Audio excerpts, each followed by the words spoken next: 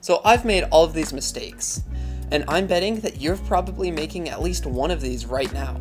I'm going to keep it fast and simple, and there's 3 main things. Now, if you're doing these things, then it's going to make it so that you're either going to break your drone in the future, or it's already slowly breaking it right now, or you're not progressing as fast as you can right now. Now, the first one sounds simple, and it's just buying unnecessary things. See, when I started, I would buy unnecessary things, as in like propellers or just little parts that I would put on my drone that I thought would improve my experience. Well, it didn't. But it wasn't something significant, as in like changing your motors or just changing the overall major parts on your drone. And it started to decrease my flight time, and it was just unnecessary money that I was spending. And after I did that, I realized it. And I did the exact opposite, which is where I wouldn't take care of my drone as much, where I would have some very badly beaten up propellers and I'd still fly on them. And I thought that it was fine and that this drone could survive anything.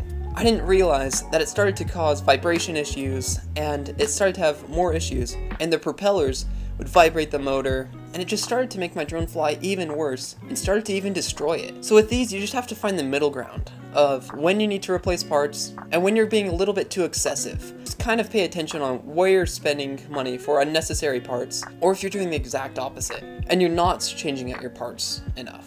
Now this next one, I realized I was doing it a lot more recently, and I was starting to be a little bit lazy with my flying, and I wasn't really pushing myself, where I would go out and do the same tricks. I wouldn't improve on my flight skills, and I wouldn't learn new tricks. So then that started to slow down, and I wasn't really learning.